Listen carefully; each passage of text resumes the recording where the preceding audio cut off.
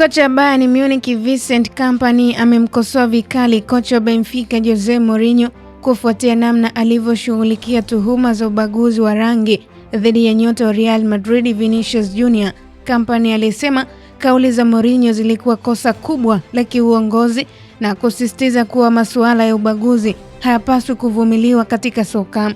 Tukio hilo lililotokea wakati wa mchezo wa UEFA Champions League ambapo picha za televisheni zilimuonyesha mchezaji wa Benfica Gianluca Cristiani akifunika mdomo kwa jezi yake wakati akitoa maneno ambayo Vinicius Junior na wachezaji waliokuwa karibu walitafsiri kama tusi la kibaguzi. Benfica walimtetea mchezaji wao, lakini shirikisho la soka barani Ulaya UEFA lililazimisha uchunguzi kuhusu tukio hilo.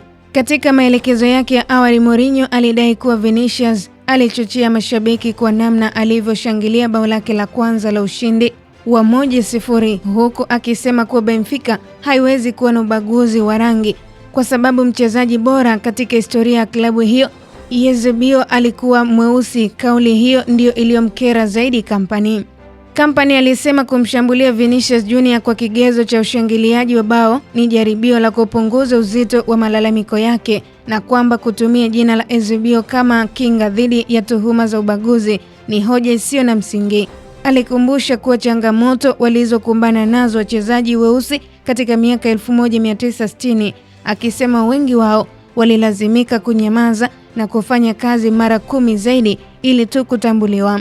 Kocha huyo pia aligusia uzoefu wake binafsi wa kukumbana na matukio ya ubaguzi wakati akiwa mchezaji, na hata alipokuwa nahodha timu ya taifa ya Belgium national team alisisitiza kuwa mapambano dhidi ya ubaguzi yanahitaji uongozi thabiti na kauli sahihi kutoka kwa viongozi wa timu. Hata hivyo, Kompany alieleza kuwa amekutana na watu wengi waliowahi kufanya kazi na Mourinho ambao wana mtazamo chanya kuhusu tabia yake, jambo linalomfanya aamini kuwa Mreno huyo ni mtu mwema. Pamoja na hilo, alisisitiza kuwa katika tukio hilo Mourinho alifanya makosa makubwa, ingawa alikuwa anajaribu kutetea klabu yake. Kwa kumalizia, Kompany alisema anatumaini tukio hilo litakuwa somo na halitojirudia tena siku zijazo, akisisitiza kuwa soka linapaswa kuwa sehemu salama kwa kila mchezaji bila kujali rangi na asili yake. Kauli yake imeongeza mjadala mpana kuhusu wajibu wa viongozi wa soka katika kupinga ubaguzi wa rangi ndani na nje ya uwanja.